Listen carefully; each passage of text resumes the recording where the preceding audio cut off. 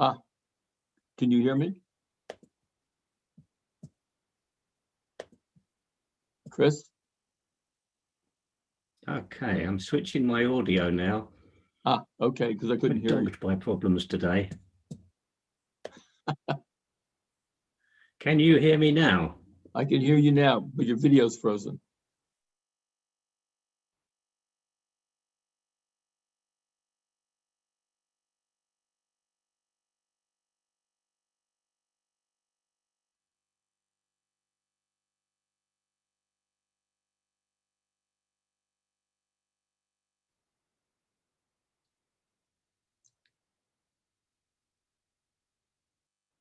Are you still on?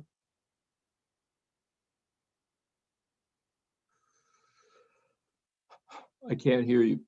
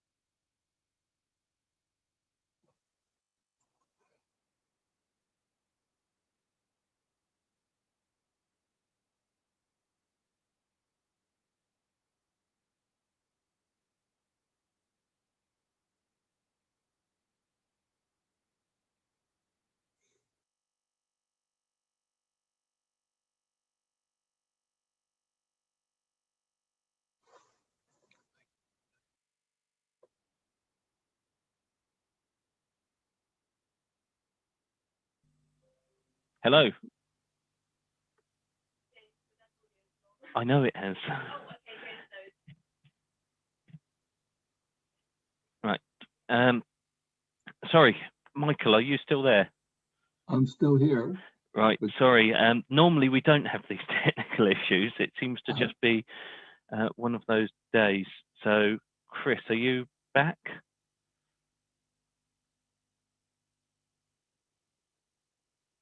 I'm going to assume that's a no. Here we go.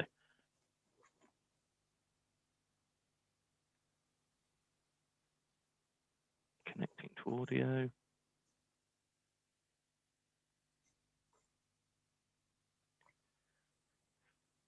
just going to let everyone come in.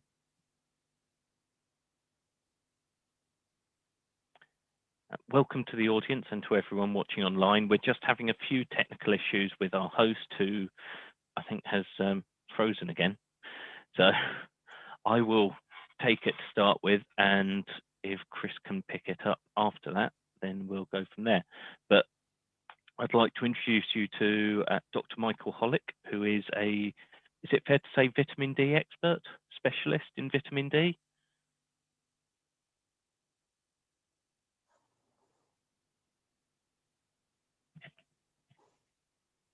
Sorry, am I audible? I can hear you. Okay, brilliant. Is it fair to say that you're a specialist in vitamin D? Yes. Okay, brilliant.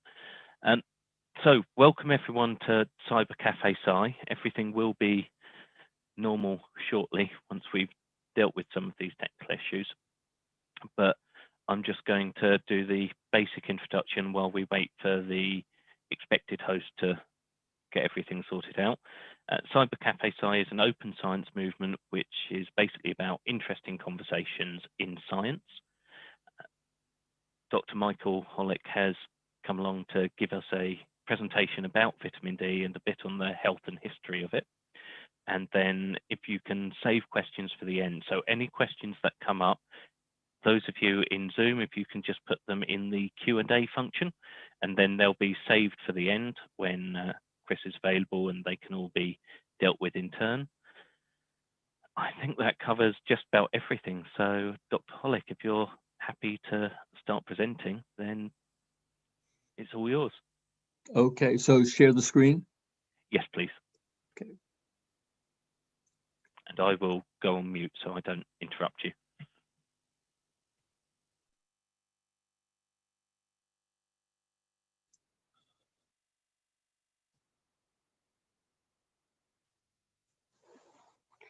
Well, hello, good morning, good afternoon, or good evening, depending upon where you're located. I'm going to be talking about vitamin D. Hopefully, I convince you it's a delightful vitamin. A lot of controversy around it. However, there are a lot of health benefits from birth until death. Now, people worry about conflict of interest, so I do consult for a variety of companies over the past several years, and here's a list of them. But my problem, of course, is how do I really give this presentation? And so I thought that I needed to seek higher counsel.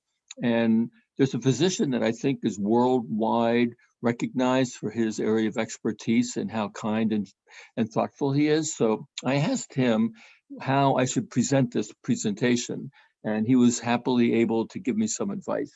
And through IT, I've been able to get him to say a few comments. You're an idiot. That's what he said. And so the real question is, what can you learn about vitamin D that you don't already know about from the Institute of Medicine report that came out back in 2010? It turns out that the Institute of Medicine carefully reviewed the literature, and they realized something, that 200 units a day, which had been recommended, is probably inadequate, and that you need at least 3 times more. Equally important, they recognized that vitamin D is not as toxic as we once thought, and that you could easily take twice as much, or 4,000 units a day. That's amazing when you think about it. No nutrient has been tripled overnight. But the real question is, did they get it right? And in 2011, the Endocrine Practice Guidelines Committee came out with its recommendations. I was fortunate to chair that committee, and all the members on this committee are experts in the field of vitamin D. And our objective was clear, which was evaluate, treat, and prevent vitamin D deficiency with emphasis on patient care. The Institute of Medicine was not intended for physicians. It was up to professional associations to make these guidelines, and they used a population model, not a medical model. So it's not a surprise that they came up with different recommendations.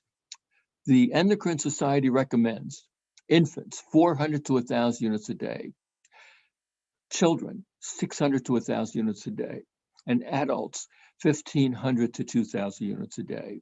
And if you're obese, you need 2 to 3 times more. Now, people worry about my support, and I also get support from the sun. And you can go to this website for more information about vitamin D. Vitamin D, when I first got into this some 50 years ago, I thought it was a boring subject. I could not think of anything more boring and had no interest in this area of research. But I was introduced to Dr. DeLuca at the University of Wisconsin and basically told that this is the area you're going to work in, and was very fortunate to be in the right place at the right time. For my master's degree, I was the one that identified the major circulating form of vitamin D, 25-hydroxy vitamin D in human blood. And then for my PhD thesis, I was the first to structurally identify the active form of vitamin D as 125 dihydroxy vitamin D. I'm also an organic chemist, and my roommate and I were the first to chemically make the active form of vitamin D. And then while I was a medical student, we began giving the active form of vitamin D that we made in the test tube to patients with kidney failure who had bone disease and they were wheelchair bound, and they had dramatic improvement in their bone health, and many of them began walking again. And so what is she thinking about? Who is at risk? And hopefully convince you that everyone is. Indeed, worry about global warming? No. What's the big deal about vitamin D deficiency? So really, rickets is the tip of the iceberg. So painful bone disease, osteomalacia, which I'll talk about in a minute, diabetes, multiple sclerosis, rheumatoid arthritis, infectious diseases, hypertension, heart disease have all been associated with vitamin D deficiency, and even many common cancers. So vitamin D is a sunshine vitamin. So what about these dark-haired Neanderthals, right, living in Europe? How could they have made adequate vitamin D? We now recognize that, in fact, their DNA is revealed that they were red-headed Celtic. Why is the reason for the depigmentation? This is a typical pelvis of a healthy, normal female. This is the pelvis of a female that had infantile rickets. She would have had a difficult time, if not impossible time, with childbirthing. So within a few generations, as people migrated north and south of the equator, they had to lose their skin pigment to make enough vitamin D. Now, I took my daughter on safari to Kenya in the wintertime because we couldn't make any vitamin D in the wintertime in Boston. I thought I could write it off on as a medical expense on our taxes. Doesn't work. But this Stambura warrior, perfectly designed for living at the equator. So how do you compare and contrast? So there's no question that my gene pigment devolved in order for me to make enough vitamin D. And so how do you make it? It's the precursor of cholesterol in your skin, absorbs ultraviolet radiation, converting it actually to pre-vitamin D, which is thermally labile, and then gets converted over the next several hours to vitamin D3. Now, she has a lot of bad habits and a lot of worries, but nothing that you need to worry about in terms of vitamin D toxicity is you will never become vitamin D toxic from sun exposure because any excess is destroyed by the sun. So I'm always asked the question, if you make it in your skin or ingest it in your diet, does it work any different? When you make it in your skin, it lasts 2 to 3 times longer in your body. So for the history of vitamin D, it really begins here in Glasgow, Scotland. Those children in the alleyways were never exposed to any sunlight. Here's a classic example of growth retardation and the skeletal abnormalities. It was a Polish physician in 1822 who realized something, that strong and obvious is the influence of sun on the cure of rickets. Now, who is going to believe a Polish physician in 1822? It would take 100 years before it was appreciated that ultraviolet radiation, and then ultimately Heston Unger showed in 1921, sunlight could cure rickets. This led to a novel concept, right? The US government and also the UK started providing guidelines for parents to put your children outside to make vitamin D. In fact, the Department of Labor sent this brochure out to parents saying that please go out and have your baby get some sun exposure for good health. But now in this day and age, right here, they were patented this back in the 1930s. Mommy, will I make enough vitamin D? Everybody now, of course, worries about skin cancer. Indeed, there's no question over the past 50 years, it's been unchallenged that the dermatologists have said you should not be exposed to any direct sunlight. And in fact, if you ever put your child outside without a sunscreen in the United States, you could potentially wind up on America's Most Wanted for child abuse. And so it turns out this is your problem, right? Here, these cows, they don't put vitamin D in milk, right? Harry Steenbach realized if you're going to irradiate people and animals, why not irradiate the food? This led to the fortification of vitamin D in milk, and it basically eradicated rickets as a health problem.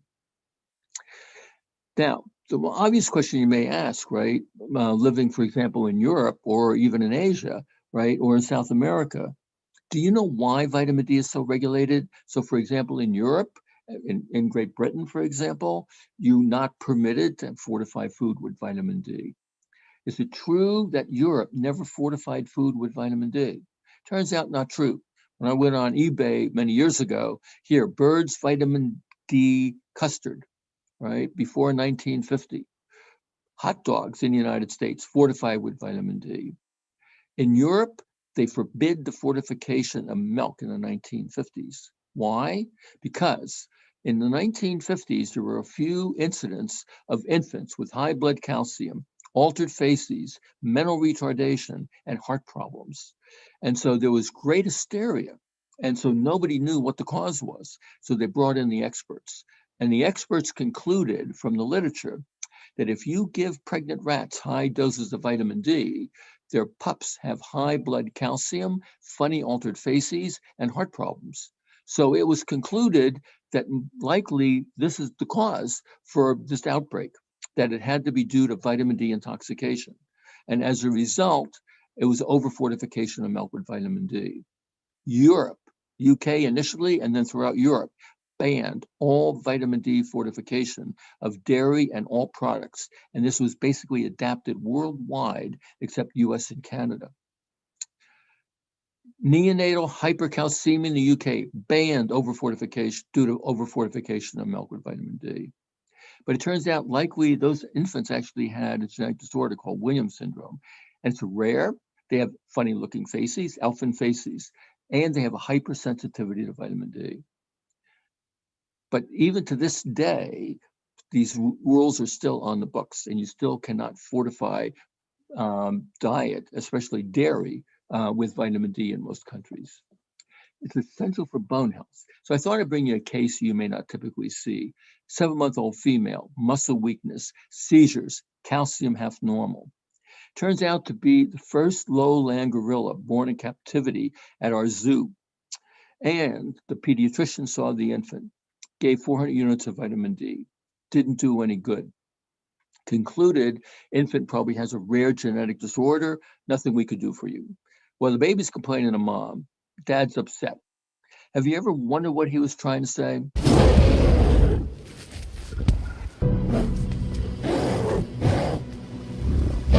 That's what he was trying to say.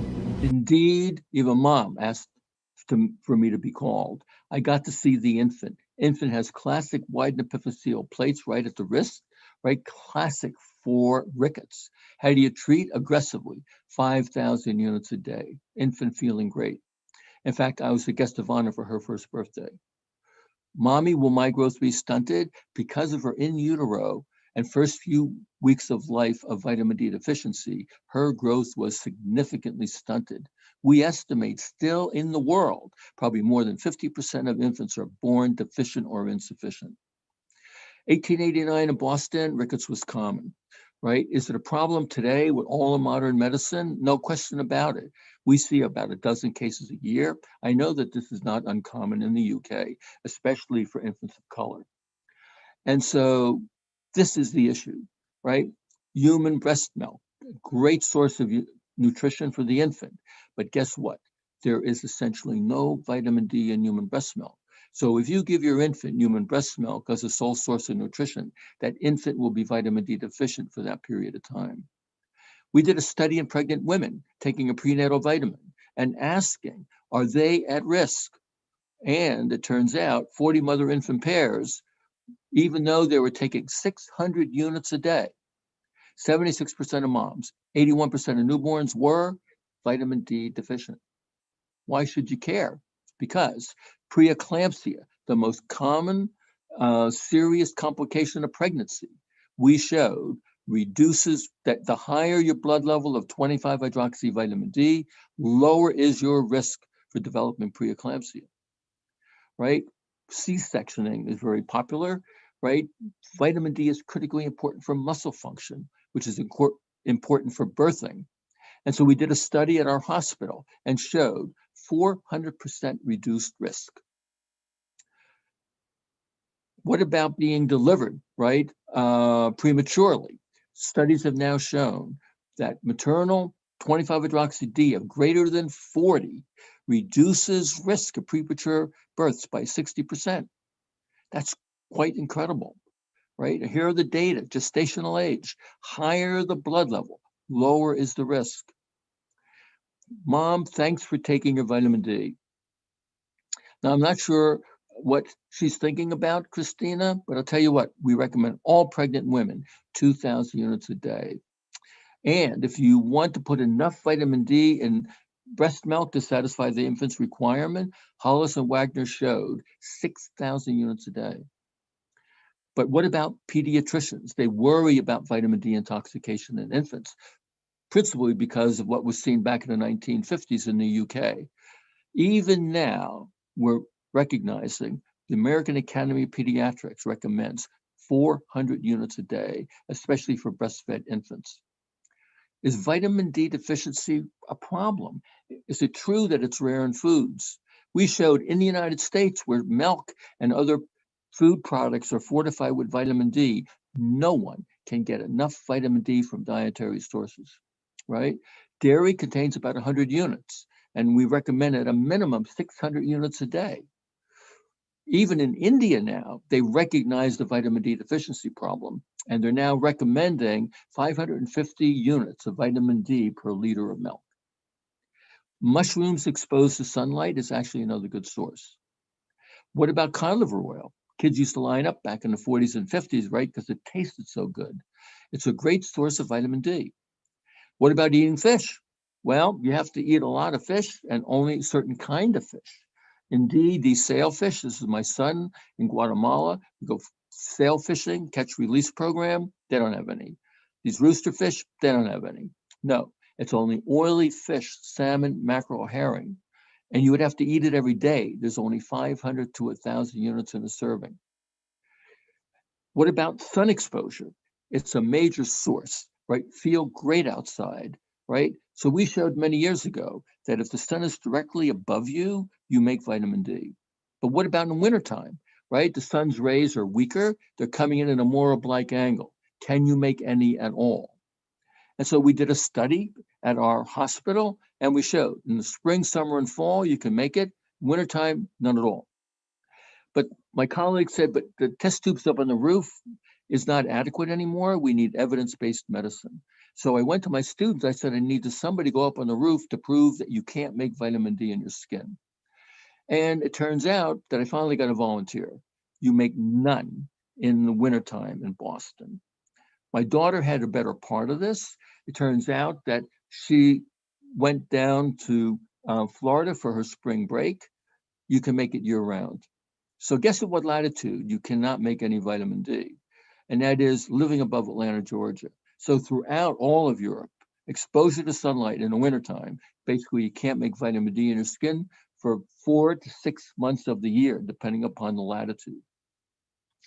So then you're told, go out in the early morning, late afternoon, make your vitamin D, less damaging to your skin. No, it turns out you only can make it between 10 a.m. and 3 p.m. Great for romance, but you make no vitamin D. And the reason is the zenith angle is just too oblique. So how do you know if you're vitamin D deficient? You want to measure, of course, 25-hydroxy vitamin D. The normal range is 20 to 100 nanograms per ml, which is 50 to 100 to 250 nanomoles per liter.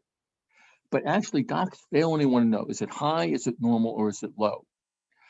And so we showed many years ago that even patients coming back from a summer vacation, if they're high, they're not toxic. And certainly these Baywatch babes, blood levels, say, of 110, right, being a lifeguard, they are not toxic.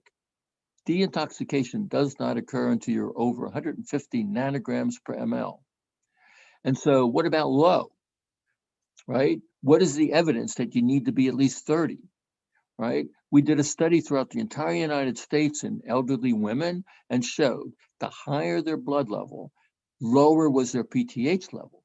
And in fact, you have a much higher PTH level, 3 times higher risk of what we call secondary hyperparathyroidism compared to if you're above 30. Is vitamin D deficiency a health issue? Turns out globally, 40% are deficient, 60% are insufficient. The normal range should be 30 to 100 nanograms per ml. Endocrine Society preferred range, 40 to 60 nanograms per ml. Vitamin D deficiency will cause two bone diseases. It will precipitate and exacerbate osteoporosis and cause osteomalacia. Subclinical D deficiency will precipitate and exacerbate osteoporosis, which is a silent disease. Osteomalacia is not. So typically in wintertime, curiously, your aches and pains occur in the winter. I wonder why. Symptoms: generalized bone pain, isolated bone pain, muscle aches and pains. Nouveau diagnosis: fibromyalgia, chronic fatigue syndrome. Most of these patients I see are vitamin D deficient. In fact, the Mayo Clinic proceedings showed in 150 children and adults complaining of aches and pains in their bones and muscles, 93% were deficient. He's constantly complaining to his dogs, "My bones and muscles ache." Dog told him, "Stupid, you're vitamin D deficient," right? You want to maintain a level, 30 nanograms per ml, 75 nanomoles per liter for both muscle and bone strength, reduce risk of fractures. How do you treat it? Well, when you go to your gas station, do you get a liter or a gallon of gas? No. So in the United States, we have a 50,000 unit dose. I give it once a week, 8 weeks. Fill up the empty tank. It's equivalent to about 6,500 units a day. Then what do? So now I then switch them to 50,000 units every 2 weeks, equivalent of 3,000 units a day. But you may argue vitamin D is fat soluble. Is it going to cause toxicity if you do that year after year? Well, Einstein worried about this, so we did a study for 6 years and showed for 6 years on equivalent of about 3,300 units a day, no one was toxic, and they were in the preferred blood range of 40 to 60 nanograms per ml. We know, because we've done the study in adults, 1,000 units a day, especially in the wintertime, will not make you sufficient. What about toxicity? We showed with Bob Heaney many years ago, 10,000 units is perfectly safe. In fact, the Canadian study showed some Canadian adults taking up to 20,000 units a day, right, never reached above 100 nanograms per ml or 250 nanomoles per liter. What about children? And so a study was done by Catherine Gordon, 2,000 units a day or 50,000 units a week for 6 weeks was perfectly safe. Pregnant and lactating women easily can take 4,000 units of vitamin D a day, shown by Bruce Hollis and Carol Wagner. Serum calcium normal, urinary calcium normal. But you can become toxic. This guy called me up. He went on the internet to buy vitamin D, thought he was getting 1,000 units in a teaspoon. The company forgot to dilute it. He was taking 1,000,000 units a day. This will cause intoxication. Very high blood level of calcium, 25-hydroxy D off the roof. And so I told him, stop all calcium, all vitamin D. His calcium quickly came down. His vitamin D level gradually came down, and there was no untoward complication. It is difficult to become vitamin D toxic. Why should you care about all this? Well, now we know, of course, that vitamin D first goes to your liver, right? Converted to 25-hydroxy vitamin D, and then to the kidneys to its active form. And we now know that every tissue basically and cell in your body has a vitamin D receptor. Why would they be there if they weren't having a function?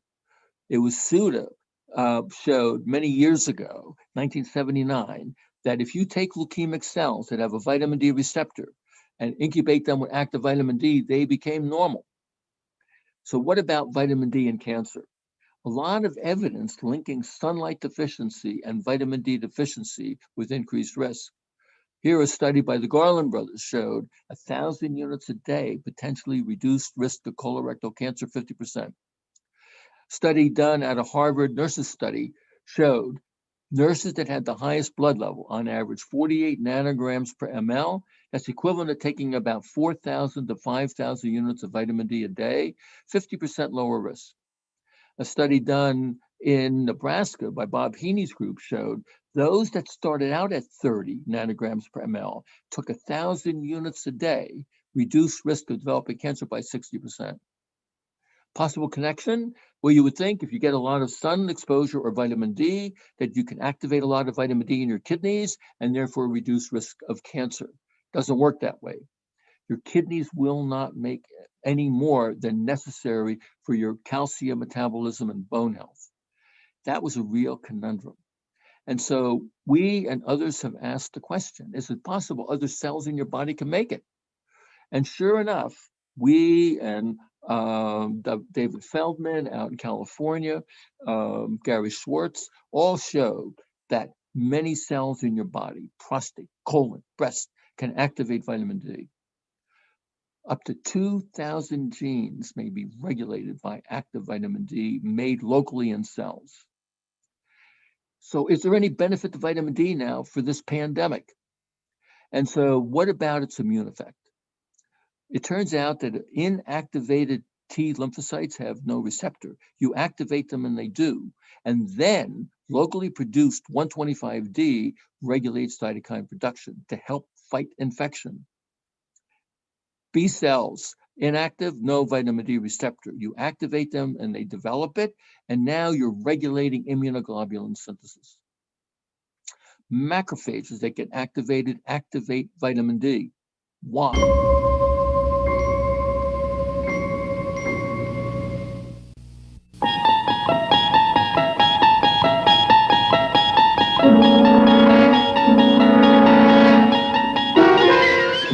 We now know why.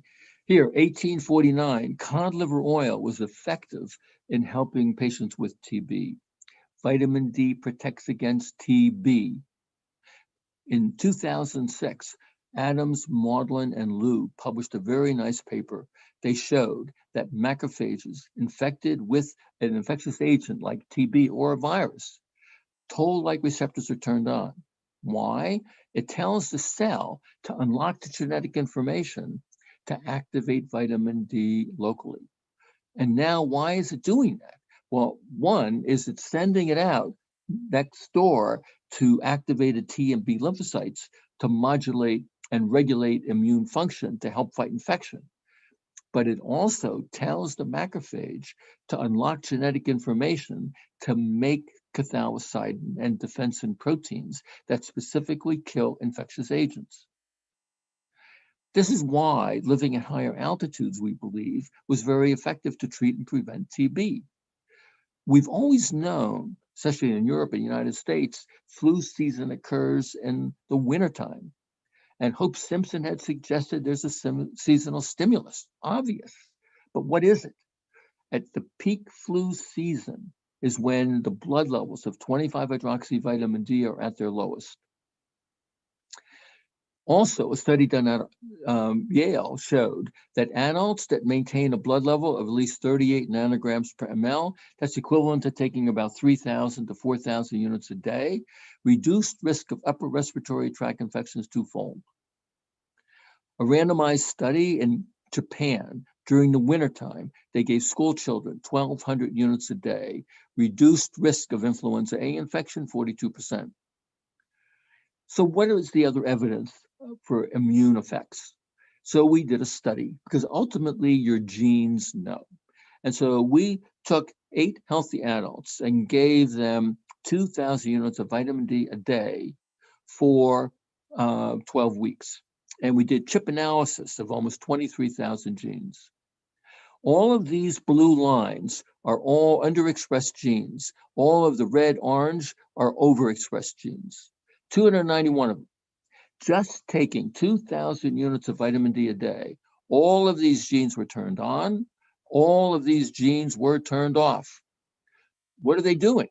And so we looked at those genes and their function and showed more than 80 different metabolic processes for DNA repair, apoptosis, oxidative stress, metabolic processes, anti-inflammatory activity, all being regulated.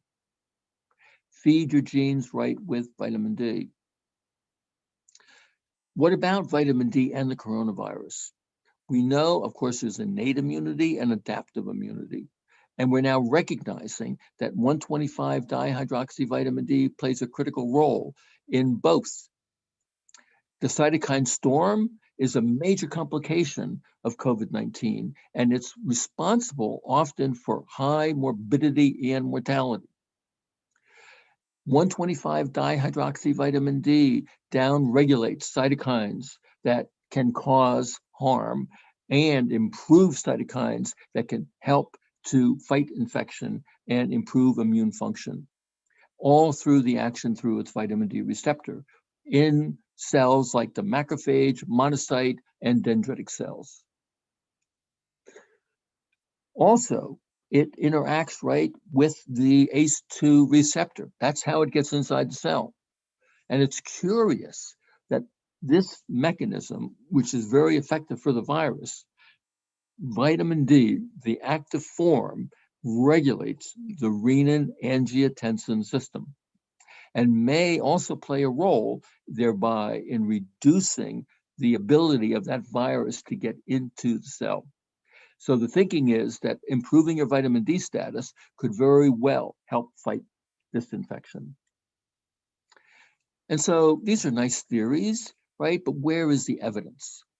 And so we published a study, and not a couple of hundred or a couple of thousand. We're talking about 191,000 plus patients in all 50 states in the United States.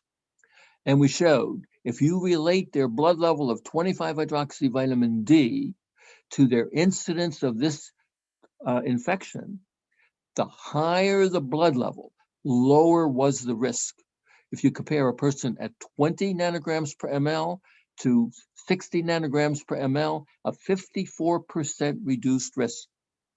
So then the obvious question is, does sex, age, ethnicity have any influence? And so with that 191,000 database, we could ask the question, are people of color at higher risk? And can they still benefit from having their vitamin D status improved? And we showed in Black and Hispanic that the higher their blood level of 25-hydroxyvitamin D, lower was their risk for the infection. When we looked at latitude, not unexpected. Higher latitude, people have lower blood levels of 25-hydroxyvitamin D. Higher is their risk. But if you improve their vitamin D status, they still have a dramatic decrease. What about age? Right? We know that over the age of about 40, much higher risk of mortality. But we showed very nicely, even for age, the higher the blood level, lower is the risk. And male, female does not make any difference.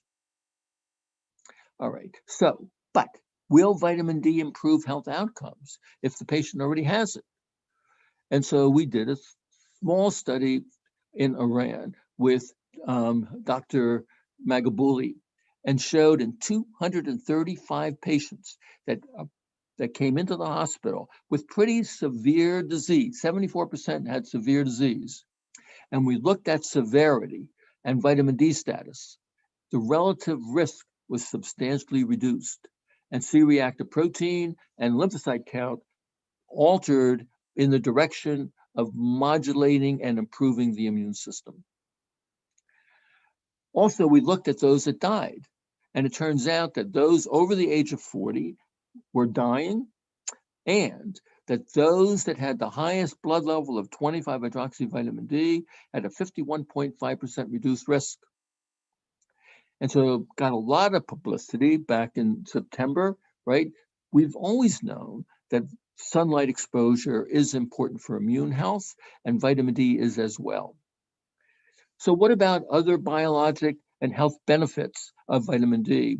Very nice study that was done by the Garland brothers showed that the higher the latitude that you live, higher is your risk, up to 15-fold higher, of acquiring type 1 diabetes.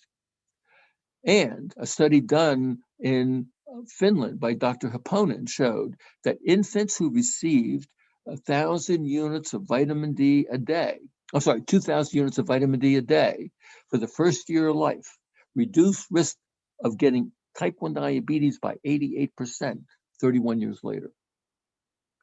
Beta islet cells have a vitamin D receptor. 125D will stimulate insulin production. And it's been associated vitamin D deficiency with type 2 diabetes from the National Health Survey. Also, multiple sclerosis incident. The higher the latitude, if you live above Atlanta, Georgia, you have a 100% increased risk of acquiring multiple sclerosis if you live there for the first 10 years of your life, and then it doesn't matter where you live thereafter. A study done at Harvard showed that if those would take women taking more than 400 units a day, reduce their risk of getting MS by 41%. Study in Iowa showed women on higher dose of vitamin D reduced risk of rheumatoid arthritis 44%. What about heart health? Also, studies done from the National Health Survey showed peripheral vascular disease is reduced by 80% if that blood level is at around 30 nanograms per ml or higher. What are the mechanisms? We're now recognizing that more than 200 genes in the cardiovascular system regulating atherosclerotic production, blood pressure control, and cardiomyocyte function, all regulated by vitamin D.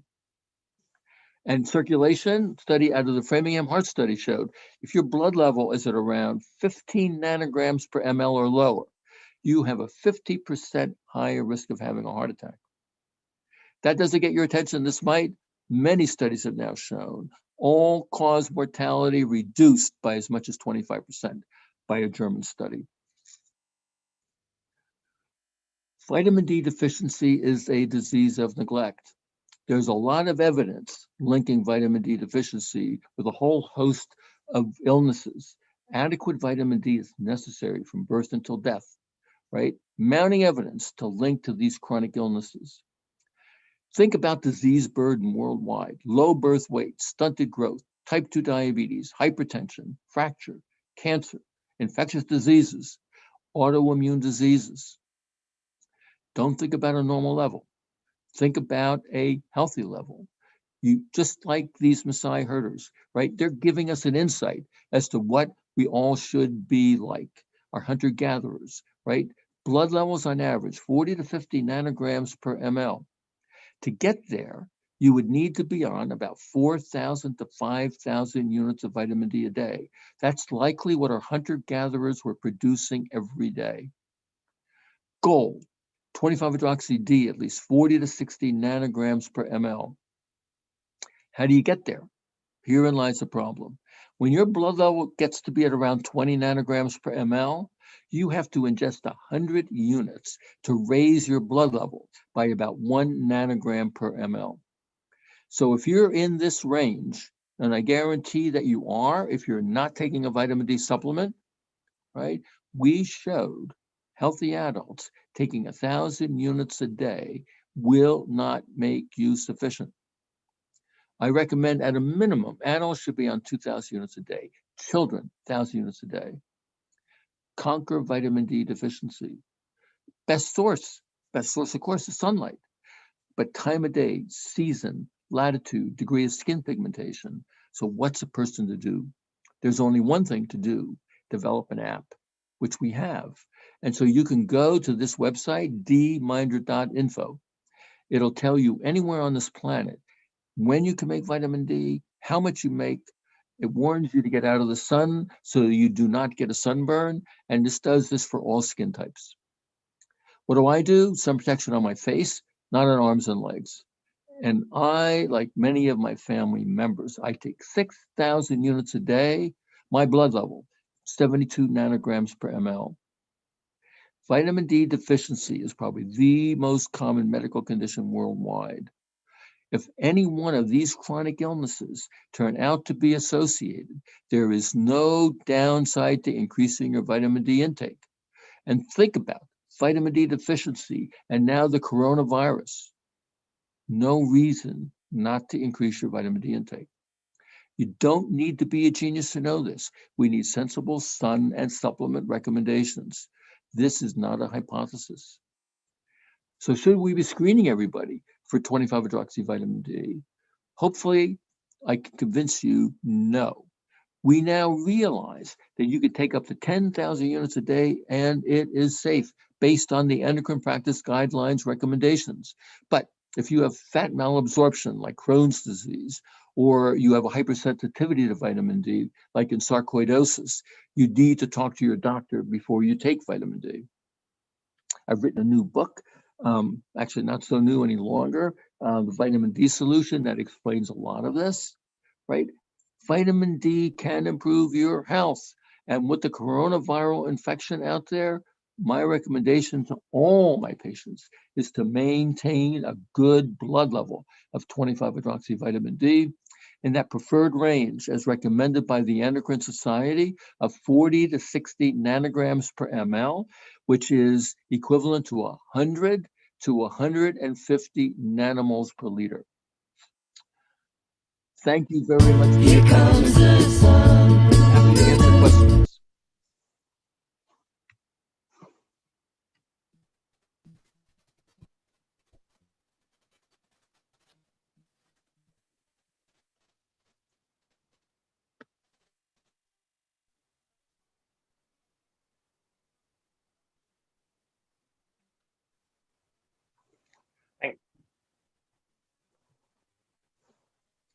Thank you very much.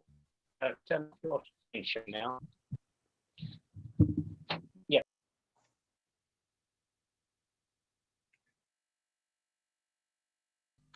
Unfortunately, Jeff, you're coming in garbled, at least for me.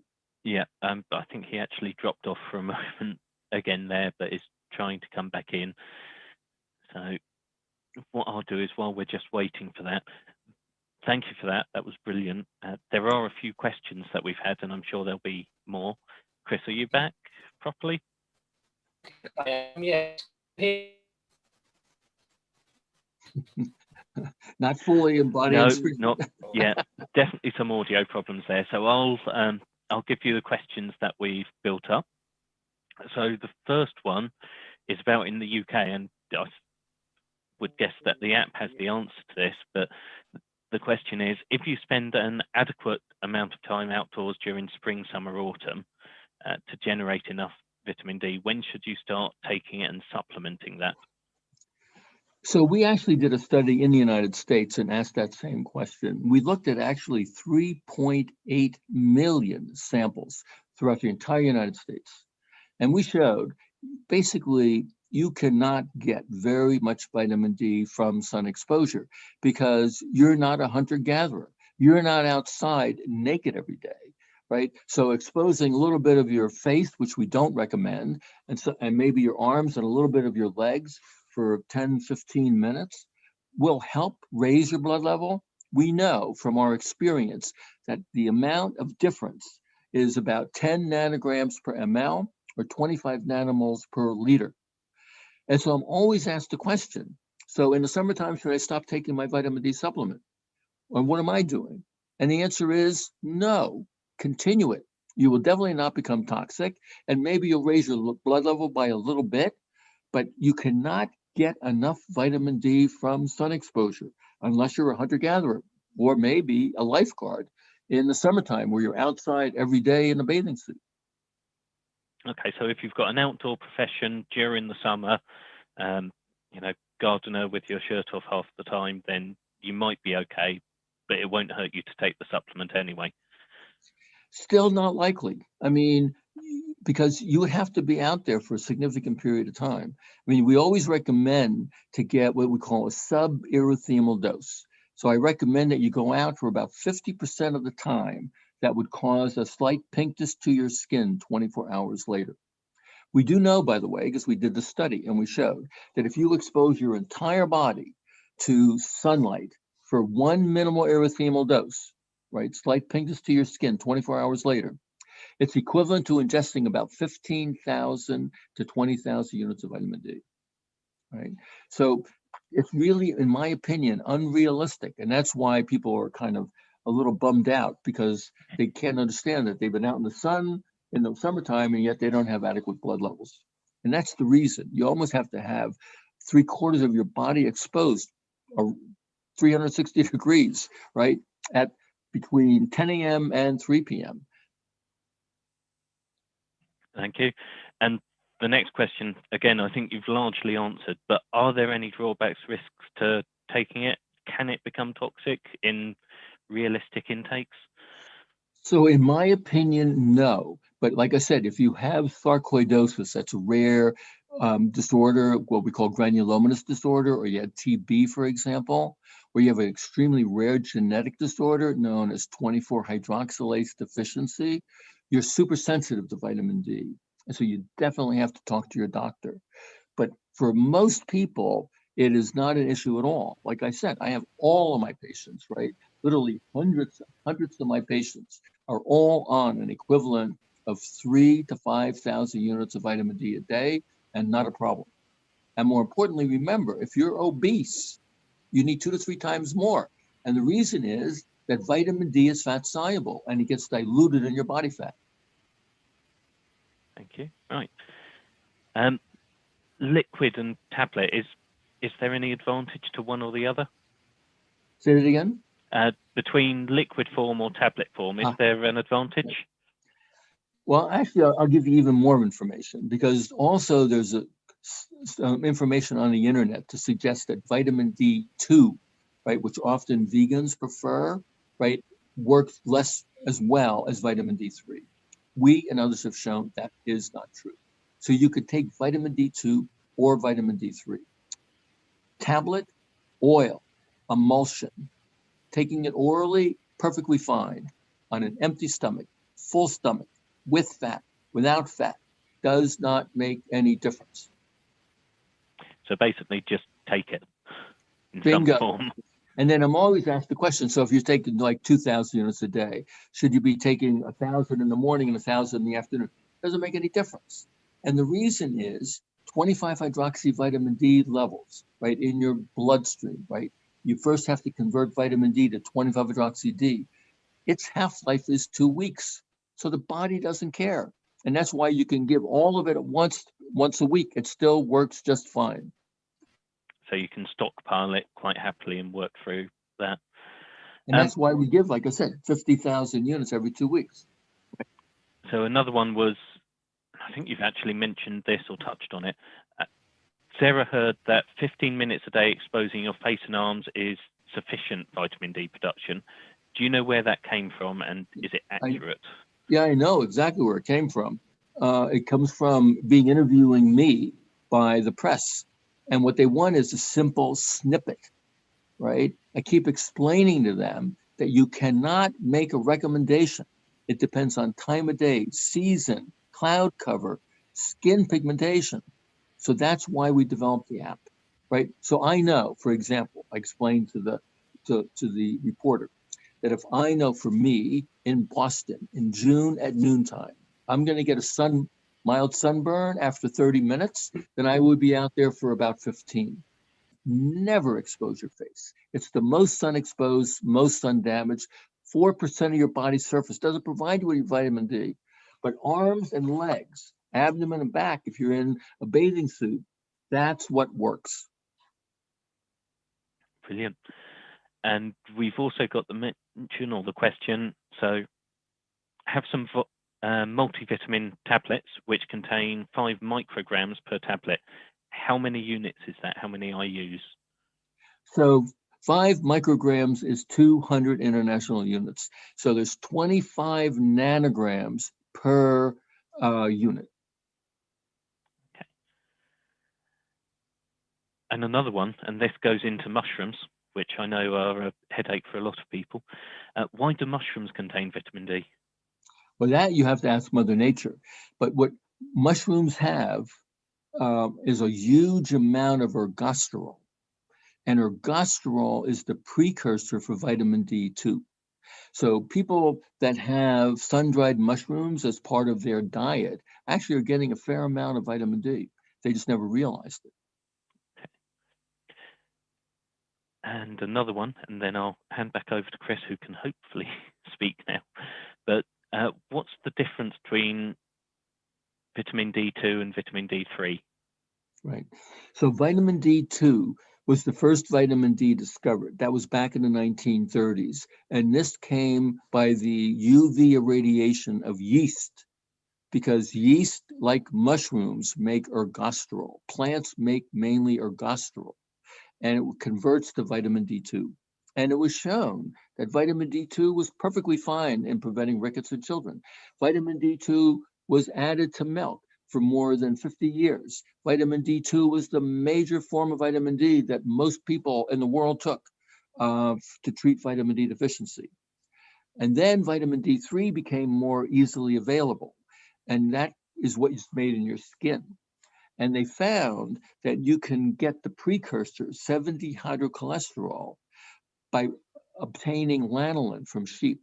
You get their cholesterol, you do chemistry to make the precursor, you irradiate it, and then you get vitamin D3. In my opinion, when we showed that giving healthy adults vitamin D2 and vitamin D3, 1,000 or 2,000 units a day, they raised their blood levels of 25-hydroxy vitamin D to exactly the same degree, and the active form did not change. Thank you. I hope I've got audio back, have I? Yes, we can hear you. You don't sound like a robot. Well, let's make the most of it while I'm here. All right. I'd just like to say thank you very much to Michael for speaking. And your introduction was in difficult circumstances because I had technical issues, which meant I bombed out. And thank you very much to Michael for carrying on in those conditions, and also to James for jumping in and rescuing the session. I have to point out that My Cafe Sci was a live one, and James took the initiative to put us online during lockdown, which has now gone on for some time. And I think we've got over 20 recorded sessions online now, and I still can't get it right when I'm hosting it. But Michael, you can find Michael on Twitter as vitamin_D_holic. And I think your latest book is The Vitamin D Solution, which is now 9 years old, I think. Are you writing Correct. another one? And it just came out in the Spanish version. Oh, okay. So it's in Spanish too. So for our Spanish listeners. Yeah, and then there's an Australian version. Right. It's also in Hungarian and Chinese, Mandarin. That's cool. I guess Spanish people and Australians don't need it so much because they get so much sun anyway, apart from the sunscreen they slop on in Australia. Well, it turns out that Spain, right, if you think about their latitude, right, that's at around New York City. So they essentially make no vitamin D. They're just like Boston. So they make essentially no vitamin D from about November until the next March. Huh. And so you might think that they're fine, but they're not. Spaniards, they've shown more than 50% of that population is vitamin D deficient. And on that note, we've got a couple of questions came in which are the same one, and that is, does sunscreen stop vitamin D production? I didn't have time to elaborate on everything, but we know, right, an SPF of 30 absorbs 97.5% ultraviolet radiation that makes vitamin D. And therefore, if you put an SPF of 30 on properly, you will reduce your ability to make vitamin D in your skin by 97.5%. That's interesting. And Sarah asks, how many mushrooms do you need to eat each day to get enough vitamin D? So you will not get any vitamin D by eating mushrooms. You need to expose them to sunlight. And then it depends on the species of mushroom because they all have a different amount. But typically mushrooms, a serving of mushrooms exposed to sunlight or ultraviolet radiation will give you about maybe 1,000 units of vitamin D. Yeah. In your work on vitamin D, you did cover this a bit in the talk, but the vitamin D production, I'm trying to speak American. Instead of saying vitamin, I'm trying to say vitamin. Vitamin D production in the skin, it's got its own feedback mechanism. And there's also like a chain reaction or something that occurs. Something is produced and then something else. Could you just elaborate briefly on that? Because I found that fascinating when I read your work. Right. So it was originally thought back in the 1930s that skin pigmentation evolved to prevent vitamin D intoxication. And there was no reason not to think that might be right. And so we then did the study in the 1980s and showed that if you continue to expose the skin to sunlight, you don't build up the pre-vitamin D. The reason is that once you make pre-vitamin D, which then converts to vitamin D, they both absorb ultraviolet radiation and they cause breakdown products. So when you're exposed to sunlight, you only can convert about 15 to 20% of your precursor to vitamin D, and then you can't make any more. That's like one of those miraculous feedback mechanisms, a self-regulating mechanism. Mother Nature was very clever.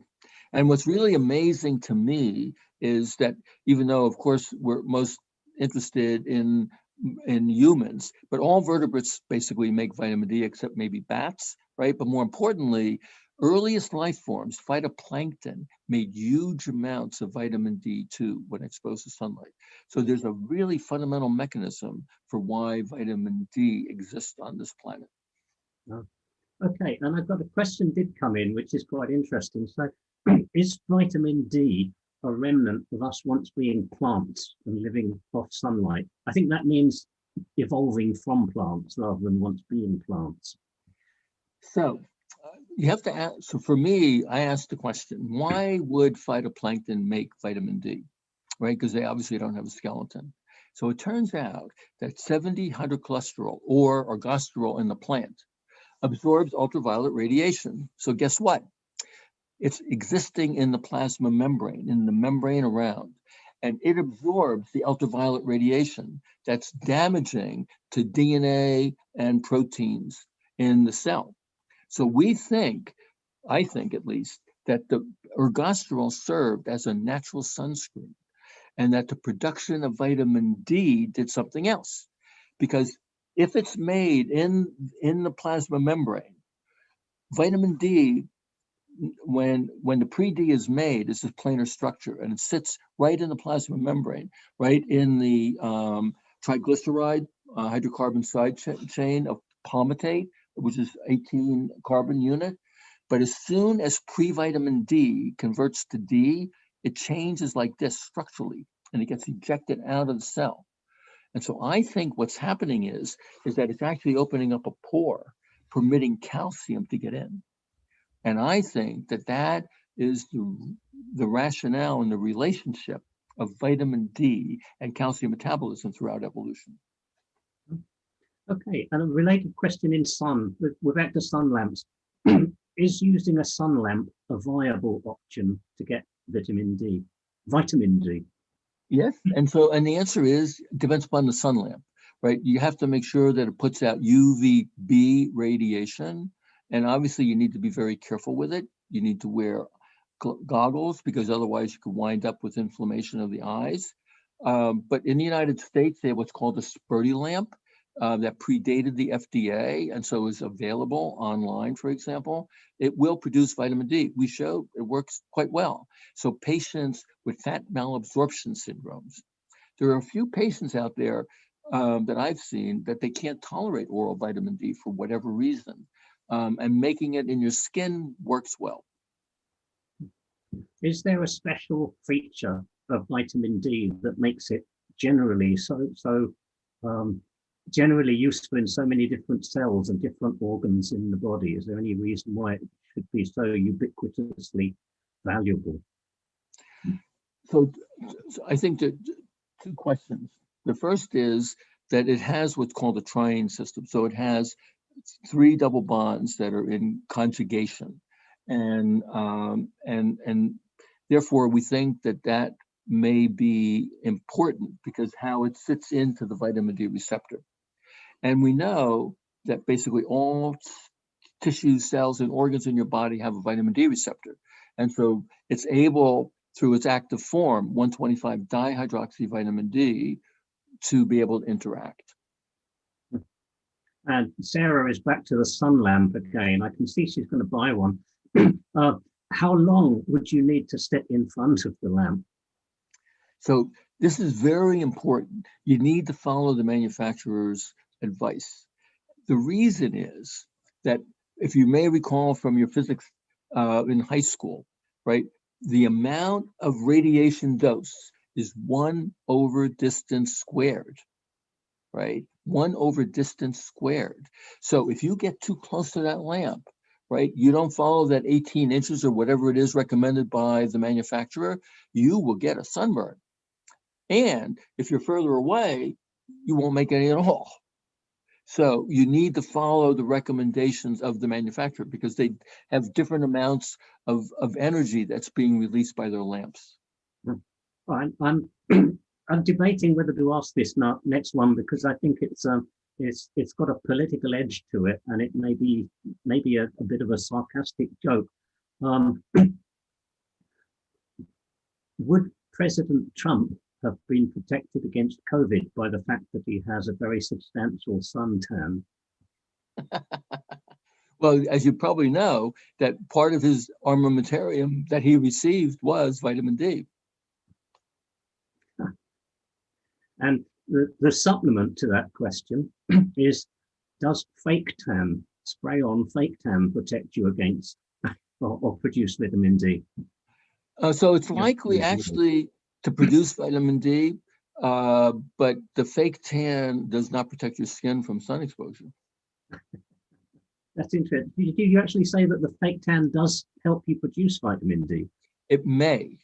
It depends upon, because it depends on the wavelength, the absorption properties of that fake tan. Some of them are kind of orangish in color, right? So it's more visible radiation that's being absorbed, right, and reflected back, right?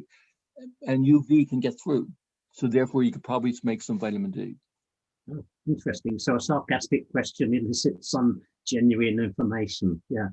Okay, Michael, I'm going to let you let you off the hook with the questions there. That was an absolutely fascinating talk. I really enjoyed listening to it, even though I kept dropping out all the time. I would like to thank you very much for talking to us. I mean, Cafe Sci is an entirely voluntary thing. It's informal science that's presented to people. It's open and accessible to all. And I think that was a very accessible and fascinating talk. I'll just quote one of the comments that's come in on it and says, I think it sums it up for all of us. I really enjoyed that. I will get your book. Fascinating. Thank you. I appreciate it. And have a delightful day. Well. So thank you very much indeed for talking to us, Michael F. Pollock. And thank you to our audience for being with us during this. I hope you very much enjoyed it. Bye for now. Have a delightful day. Bye-bye. And you.